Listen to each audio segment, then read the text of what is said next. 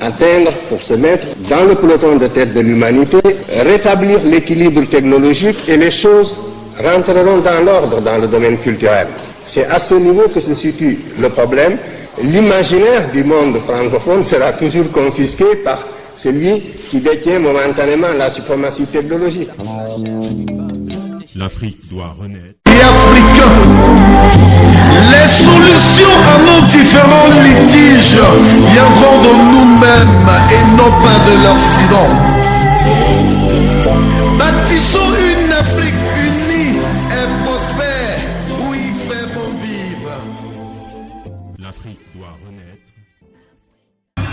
Le journalisme, ce métier, ce noble métier qui aujourd'hui est galvaudé, métier dont j'ai longtemps rêvé du fait des grands noms dans ce domaine, métier que certains rabaissent aujourd'hui, dévalorisent, sabotent, dénigrent. Tout petit déjà, Charles Ndongo, Alain Bélibi, Ibrahim Chérif, Pius Ndiaye, Jean-Vincent Chineum et bien d'autres ont nourri mes ambitions d'homme de métier. Présentable physiquement, une voix suave et alléchante, un style captivant, des reportages hors pair, Charles Ndongo ne laissait personne indifférent. Et la voix de stentor d'Ibrahim Chérif qu'accompagnait son charisme lors de la présentation des journaux télévisés à la CRTV. Et Pius Ndiaye alors que j'ai côtoyé, lui par son profil et son parcours atypique, son apparence repoussante qui cachait un homme sobre, gracieux et plein de professionnalisme. Et André Ndiapa, le présentateur de l'émission La République dans une radio de l'Ouest, dans laquelle il mettait à nu tous les faits gangrénant la société camerounaise. Tous ces hommes avaient tout pour forcer, même le plus réticent, à aimer la pratique du journalisme. Ce métier, jadis admiré, respecté, loué, adoré, fait-il encore rêver? La question semble rhétorique, puisqu'on sait quelle est la réponse. À dire vrai, le journalisme se porte mal, plus mal que jamais au Cameroun. Mais à qui la faute? À la formation, aux formateurs ou encore aux formés? À cette question, chacun saura répondre au vu des spectacles que les journalistes offrent au quotidien dans les médias. Et lorsque le profane pointe du doigt certaines brebis galeuses, cela voudrait tout simplement dire que les choses sont graves. De plus en plus, le milieu journalistique, supposé quatrième pouvoir, est sujet à plusieurs crises. La déontologie et l'éthique étant sacrifiées, écartées, et la course folle au magot considérée comme une règle. Claude Bernard définit l'étymologie comme étant l'ensemble des règles professionnelles établies par la profession afin de mieux répondre aux besoins de divers groupes de la profession qui constituent les conditions admises pour une information correcte. Et l'éthique alors, elle fait appel à des valeurs, à la conscience de ce qui est noble ou infâme, bien ou mal, à faire ou non, selon André Linard. Les journalistes camerounais, aujourd'hui, ont un grave problème d'éthique et de déontologie.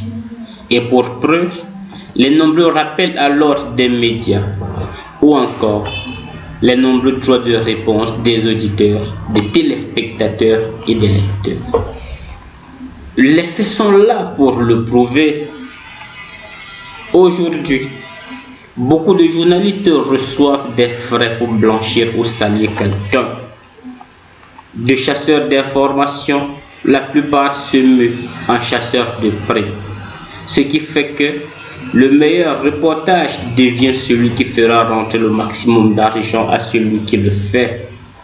Les comptes rendus sont semblables à des publi-reportages. Le langage utilisé est alarmant, tant les journalistes parlent comme au quartier. Par médias interposés, les journalistes se donnent des coups. Ils s'offrent à des combats, accompagnés des coups bas. Les uns calomnient leurs confrères, médisent d'eux, ou tiennent des propos de nature à ternir leur image et à nuire à leur travail. Les journalistes affichent un irrespect notoire de la personne humaine. Beaucoup publient des images choquantes, parfois des personnes en détresse, le corps déchiqueté. Plus grave encore, d'autres présentent des personnes seulement suspectées de vol. Certaines informations diffusées ressemblent plus à des offenses, à des injures ou à des insinuations. La plupart des faits livrés ne subissent aucune vérification, même lorsque ceux-ci peuvent entamer l'honneur, la réputation ou la considération des personnes. Dans les médias, on a du mal à lire la limite entre la vie privée des personnes et leur vie publique. Ainsi, on peut aisément publier leur carnet de santé, leur vie sentimentale, etc. Certaines photos qui paraissent sont humiliantes, à l'instar des personnes ayant des menottes aux mains, des chaînes aux pieds ou encore des plaques déclinant leur identité complète. Et pourtant, les concernés, pour la plupart, ont été dans les plus grandes écoles de journalisme du pays. Le font-ils délibérément? Tout porte à croire que oui, et que l'intégrité personnelle qui devrait fonder ce métier ne s'acquiert pas à l'école.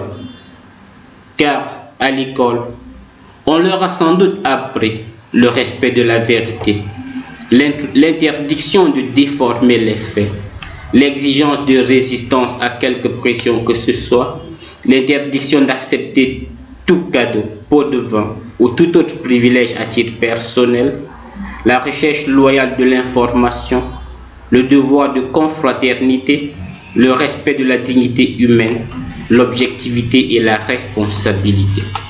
On leur a sans doute appris cet adage qui stipule dans le doute abstiens-toi. Mais qu'en ont-ils fait? D'aucuns accuseront le contexte. Un contexte où le journaliste dans sa rédaction n'est pas salarié. Un contexte où les recrutements ne sont pas objectifs.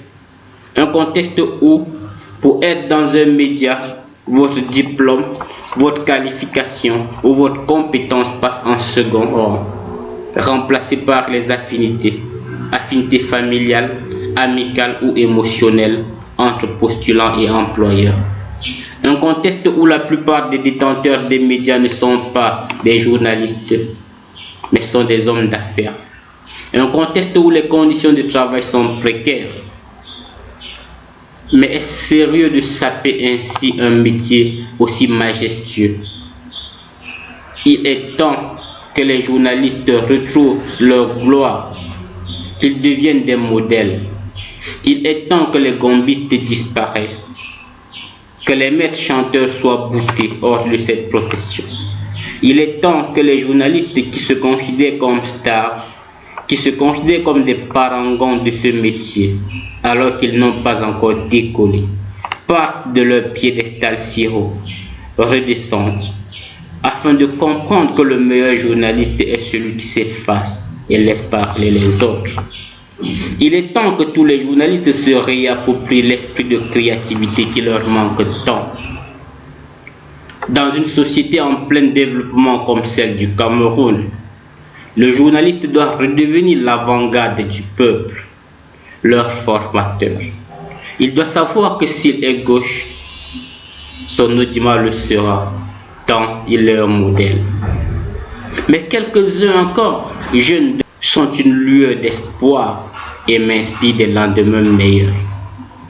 À cet effet, j'ai dit chapeau Cabral Libi, j'ai dit chapeau Maël, j'ai dit chapeau Jules Domché. Et à vous tous qui faites de ce métier un métier noble, vous qui le faites avec amour, abnégation et dont le seul souci est la véracité des faits. J'ose croire que d'autres suivront votre chemin. Et s'ils le font, ce métier redeviendra celui dont j'ai rêvé quand j'étais petit.